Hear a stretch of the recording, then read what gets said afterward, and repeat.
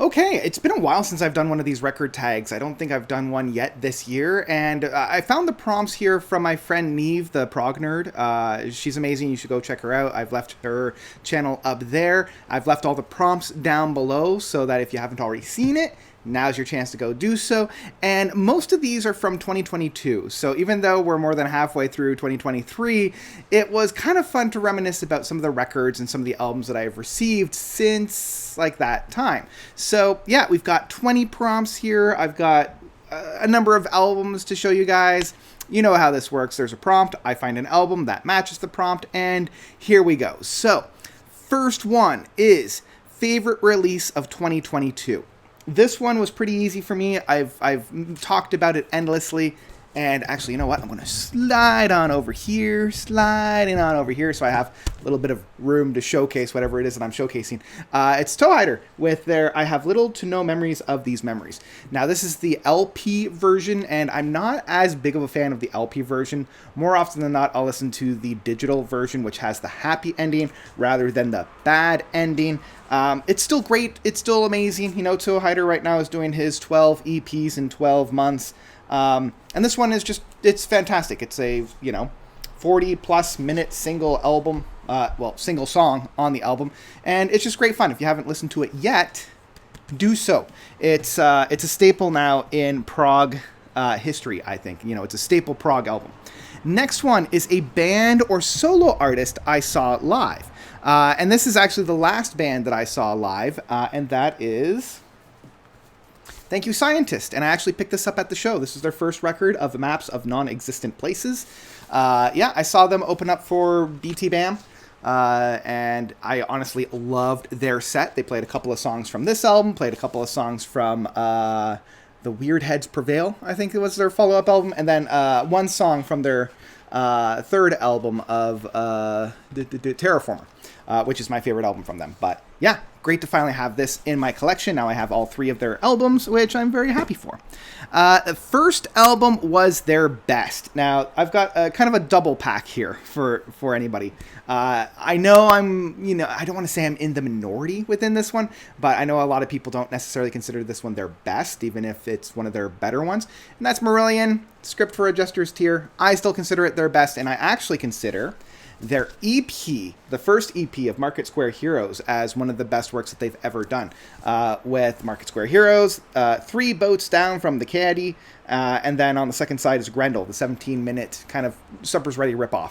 But yeah, and actually you can see, so there's that. On the back, there's the little poster for it. So yeah, the kind of the 1-2 punch for Marillion. Love these two records, by the way, as I should. They're their best. Hat Trick. Show a vinyl, CD, and cassette of an album. And this one was tricky because I have a lot of records where I have either the cassette and the album, or like the record. I have the CD and the record, or I'll have the cassette and the CD. So very few records do I have both of them. And I actually realized I have 2, one of which I don't have the CD here, so I can't show them off, and that is Weird Al's In 3D, his second album. I have the cassette tape. I have the record in my collection here. The CD, though, is at the cottage, so I don't have that one to show, and it's part of his box set where I have all of his CDs. But I do have Rush's Hemisphere. I have it in original pressing here. I have it in cassette tape here. I've got the little cassette there of Hemispheres. And I have the remastered CD, and this was actually the first presentation that I got of it. And it's funny because when I got it back in high school, I was kind of averse to the main cover here, right? I was just like, I don't want to look at a naked guy's butt. So luckily, because of the remasters, it comes with just like a black kind of thing on there, and it's got the fold out of the three boys on there. So I just kind of switched them around so that it was the black Rush Hemispheres main title there, or like the copy here, so my actual CD looks like that, even though I could switch it around. Now, I have a bonus. I actually have this in another edition, and no, it is not 8-track, even though I think I might have it in 8-track. I have the picture disc that I actually framed and have it on my wall. So I have the picture disc as well as the regular vinyl. So yeah, I just kind of wanted to show that off. I'm like, yeah, I've got it. I got the hat trick there. Just gonna let that guy pass on through. There we go. Okay. An album that starts and ends with the same letter. Now, originally I was going to do Rush 2112, but I kind of made a pact with myself to not have any double up albums, you know, or bands rather. So it's everything in here is like all from one band only, right? So each prompt can only have one band and I can't have any double ups. So 2112 was out, even though that was the easier answer. After, this was probably the hardest one. But looking through my collection, I finally realized Relayer starts and ends with R. So there's Relayer, Yes is Relayer, and this is the one that I got from the Steven Wilson box set of his kind of... I also have the original pressing, but I gave that to my dad because I'm like, well, I have this one. I don't necessarily want to return to the original pressing because this one just sounds so much better. So yeah, the only record with, what's-his-face, Patrick Moraz on keyboards. So it would have been interesting to see what Yes would have sounded like with just one more record with good old Patrick on there. Okay, born in the same year as I am. Again, I didn't want to use anything from Marillion because Clutching at Straws was a really easy get, but instead I decided to use an underdog. I went with Pink Floyd's Momentary Lapse of Reason, which is in fact 1987, good old year I was born. I love this album more than a lot of people. I think a lot of people, you know, don't give this one the fair shake. They consider it a solo record from David Gilmour, but I don't know. The two solo records, or no, the one he put out in the 70s and the other one he put out in the 80s, it doesn't really sound like this. I do really think it is a really good collaboration between David Gilmour and I always get Nick Mason and Roger Wright kind of mixed up. But yeah, Nick Mason, this is really like kind of the two of them working together. And of course, Nick Mason does make an appearance. Well, obviously he does. But Richard Wright does make an appearance on the piano, more as a studio. But then he comes properly into the fold with the Division Bell. But yeah, love this record. You know, it's a really good one. Just On the Train Away and Sorrow. It's a solid record, and I think people don't give it quite the fair shake. All right, moving along. These two were very interesting for me. I actually had to look at my Spotify Wrapped list to make sure that I was getting this one correct. The most listened to album in 2022, and then the most listened to artist in 2022. So I was sleeping on this record, quite literally. This is the record that I would listen to when falling asleep. And it is Beethoven's Sixth Symphony. I've got it 3 or 4 times in my collection. And this is the one that I listen to the most on the turntable. I just love the rendition of it on this one. And this one is the Family Library of Great Music. The Funk and Wagnalls. So yeah, I love this recording. Love this version of it. And yeah, so it's a 6th Symphony. I listen to this almost nightly, like every single night, just to help me fall asleep. And then my most listened to artist by a long shot, nobody really kind of came close to touching her, was Kate Bush. And this was the record that kind of started it all off. This was the one that I got in the Christmas of 2021, which was Never Forever. And then I just took that momentum and used it throughout the rest of the year. Stranger Things, I think, had a big thing with that, with Hounds of Love and Riding Up That Hill. This one still goes down as my favorite record from her, so, this was the one that I wanted to showcase, even though I have all of her records in my discography. Okay, Australian band or artist. This one was, now it was pretty easy because we've got a lot of really good acts coming out of Australia. But I went with the obvious answer of King Gizzard and the Lizard Wizard, and this is my favorite record from them, which was Polygon Wonderland. And it is the one that, they just kind of gave up the copyright for. As a copyright librarian myself, I'm so fascinated that these guys were like, here's an album, but we don't really care about the proceeds for it. So we'll put it out, but anybody that has a record press can go and print it themselves. And so the version, there's countless versions of this record. And the one that I have is this guy here. I find that fascinating that they're like, yeah, here's a record that we made. It's probably the best thing we've ever done, but we don't really care about the proceeds for it. We'll put it out and we'll get proceeds ourselves, but yeah, go ahead and make a copy of yourself. We don't care. And for me, that's fascinating. I love that. And yeah. Okay, surprise purchase of 2022. This one was hard because I didn't know whether or not I got this in 2022 or if I got this year, because we're halfway through August right now, if you can believe it. So I'm pretty sure I got this last year, but I'm also pretty sure I probably got this this year. But this one was a massive surprise, which was a place in the queue from the Tangent, because I didn't expect to ever own this on record. I remember when this first came out way back in 2006. Now, I should say, I don't remember when it came out in 2006 because I wasn't listening to it, but I found this record in like 2009 or so, like a couple years afterwards, and I just fell in love with it, and it has become my favorite Tangent record. And I always remember listening to it on CD and thinking about how it would be presented on an album. You know, you would start off with In Earnest, have on the one side, and then have Lost in London, Do-It-Yourself Surgery, and GPS Culture on the second side. Then you would have Follow Your Leaders and Sun in Your Eyes on the third side, and then finally A Place in the Queue on the last side. And that's kind of how I would listen to it, thinking about turning the side, like the albums over. And that's what we got. And like I said, I didn't expect to ever own the album, and I'm just surprised that I, was able to find it. Okay, so number 11, an artist or band that you were completed on. This one was kind of hard to narrow down because I've got a couple bands and artists that I have completed on. I already mentioned Kate Bush. I already mentioned Pink Floyd. And again, I didn't want any double ups. And I've got a couple albums in the future that I'm going to be talking about that I didn't want to touch either. So I figured, and this one might be fun because I've got a couple albums in here that I have more than once just for the completed aspect of it. And that is Opeth. So I have all the albums in vinyl for Opeth. And one of the main reasons why I wanted to show Opeth, as you can see, I have their last album, In Cauda Venenum, and I have both the Swedish and the English version. And there's no way to really tell them apart outside of actually putting the needle down. Although, I do know that my English version, the record is orange. So my English version is orange.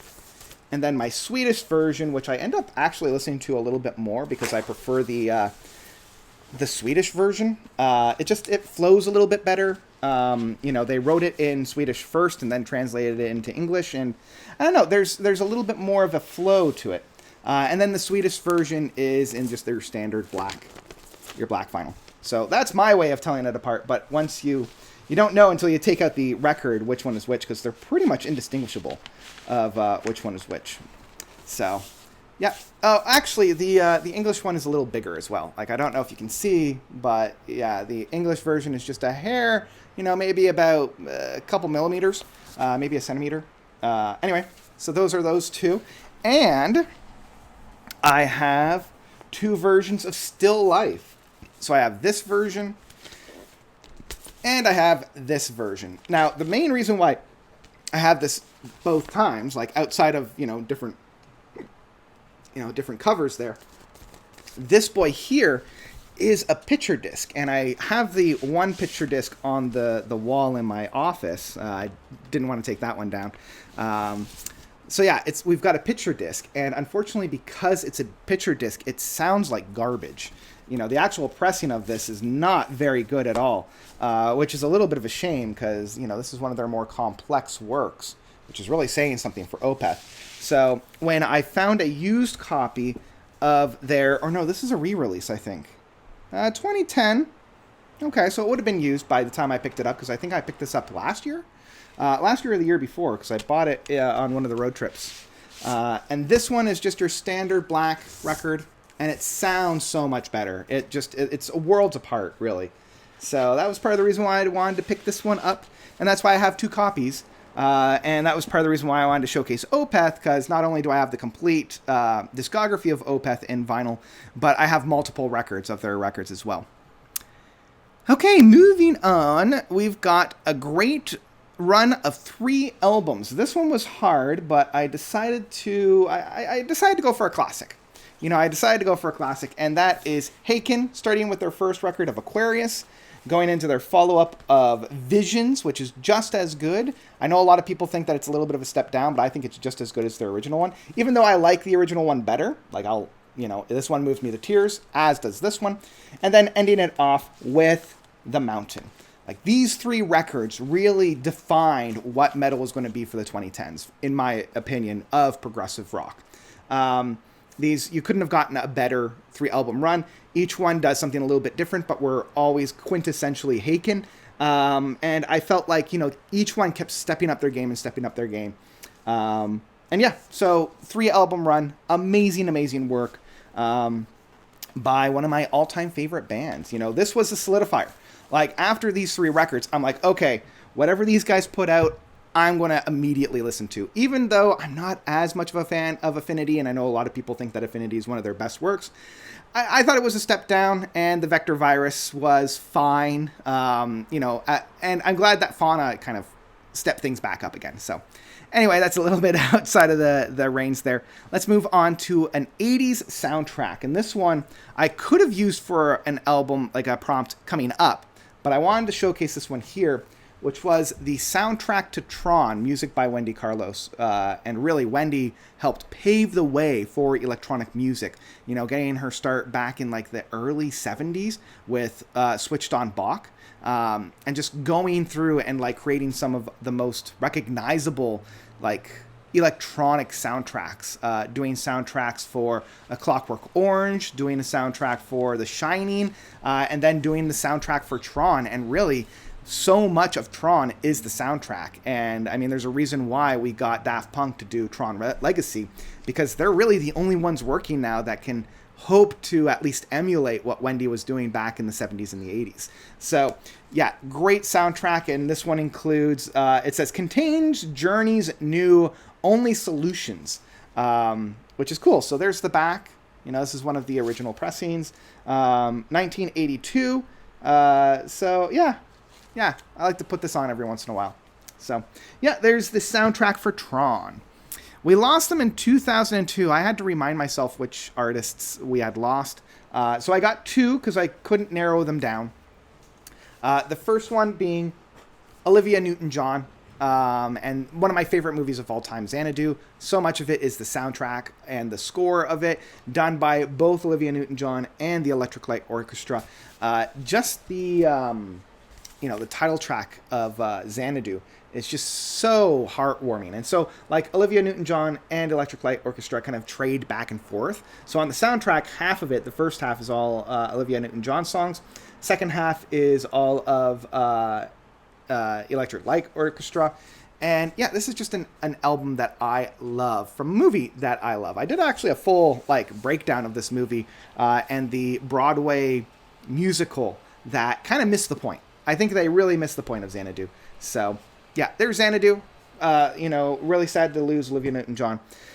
And the other one that I had to at least recognize was Meatloaf with Bad Out of Hell. I want to pick up Bad Out of Hell too, because I actually like that one more than this one. But I still love this record. The title track, Paradise by the Dashboard Light. I have karaoke'd this song and realizing halfway through that it was a duet and nearly dying. But yeah, if you want some really pave the way in the late 70s for some of that really big hair metal stuff, right here, Meatloaf.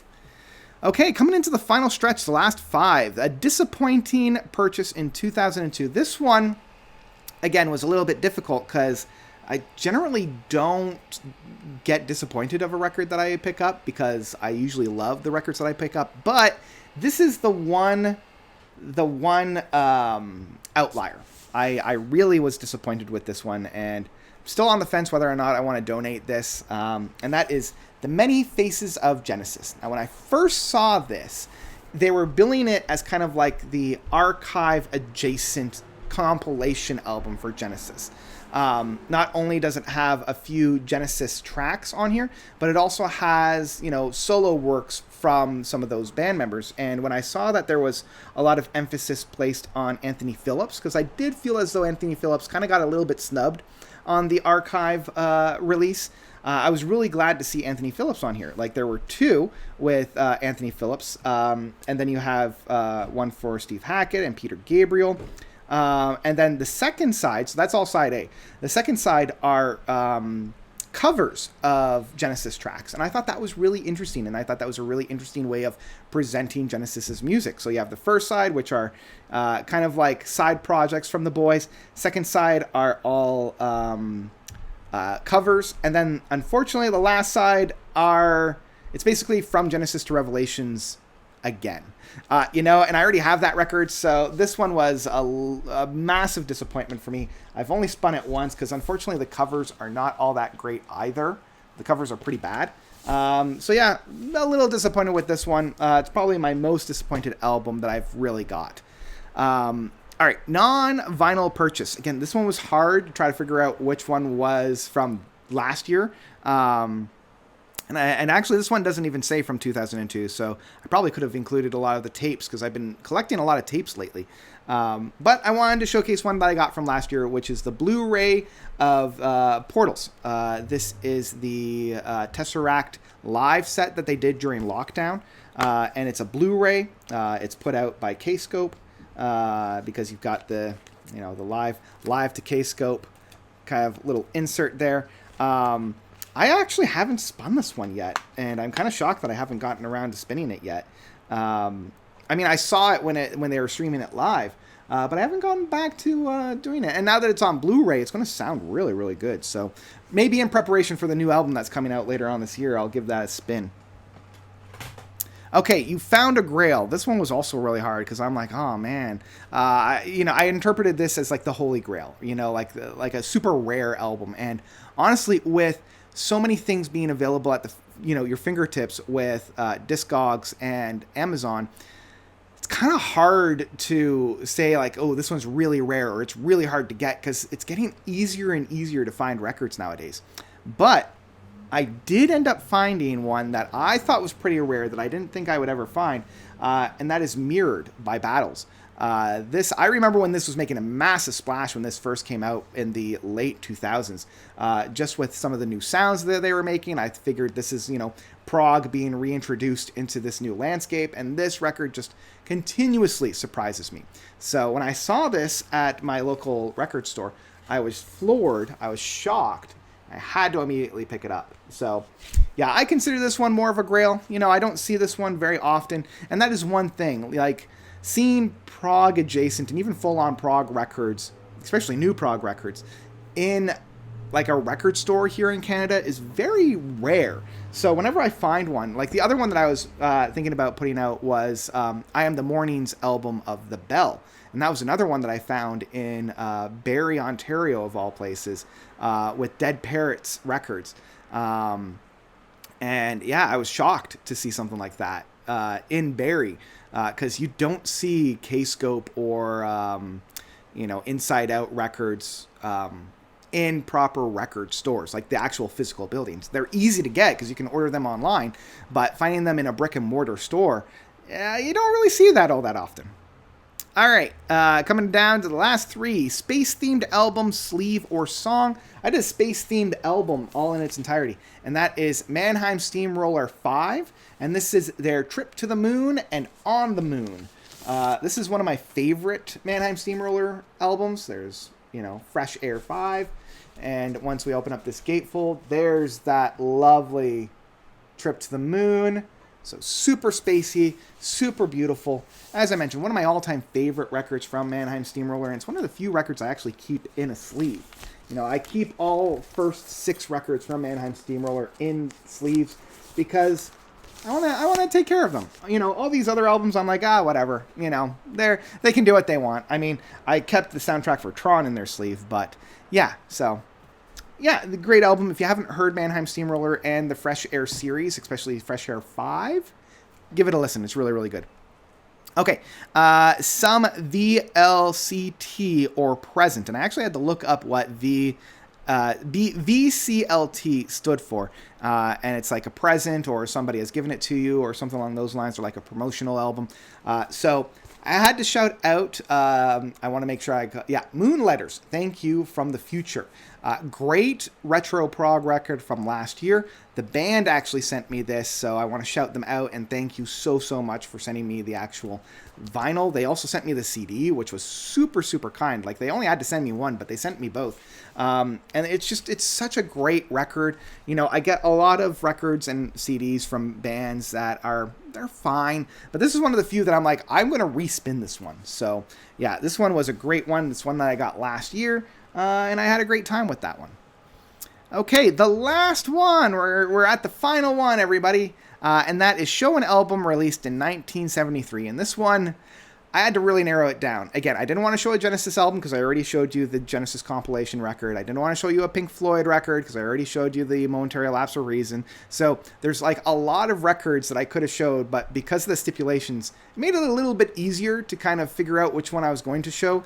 And that was one of my favorite Gentle Giant records, and that is In a Glass House. This is one of the harder ones to find, I find. And this is actually the original printing. You know, it's got I got the insert here, so it's got the little window on there. You can kind of see as I'm pulling it apart. Yeah, Way of Life is probably my favorite song on here. It's so good, you know. This is also one of the first records from them that I'm like, I think they're getting a little weird. You know, not to say that Octopus and Three Friends and Acquiring the Taste and their self-titled debut record weren't weird, but like this is where they were really getting weird. So I had a lot of fun with this one. Yeah. Really fun, really great, and that was the one that I wanted to showcase for the last record. And that's it. We're all done. Those are all the 20 prompts answered. I want to thank Neve from the Prog Nerd for doing her video and reminding me, hey, I should probably get out there and do one of these record tags because I haven't done one in a while. Now, a lot of these, as I mentioned at the top, was from 2022. I might redo this one for 2023. We'll see if I remember. If I do remember, I'll put it out there. If I don't remember, I'm not. But that's about it for me. Which one was your favorite record? What was your most surprising record? If you do your own, please be sure to tag me so I can watch these. I always love seeing other people's responses to these kinds of things because I always like seeing what other people's collections are like. And yeah, I think that's all I've got. I've been having a blast with my classic albums month. You know, all of August, I'm doing a classic album review of, well, I'm doing a classic album I'm doing a review of a classic album. There we go, tripping over my words. And we're just gonna let somebody finish Trouble Charger because you know that's a bop, but it's a little loud. So I'm trying to record. Be the next Rachel American Psycho. Anyway, are we done? Are we done out there? Oh boy, this is gonna be fun to edit. I was so close to the end. I saw the finish. There we go. Okay, I had to close the door and let him go. Man, we got a real fan of Trouble Charger out there. So anyway, I've been doing a review of a classic album every Tuesday and Thursday of August. So we've got another couple of them coming up. And yeah, it's been fun. That's all I've got for you guys today, though. Thank you so much for watching. As always, you guys are definitely the best. And until next time, notes out.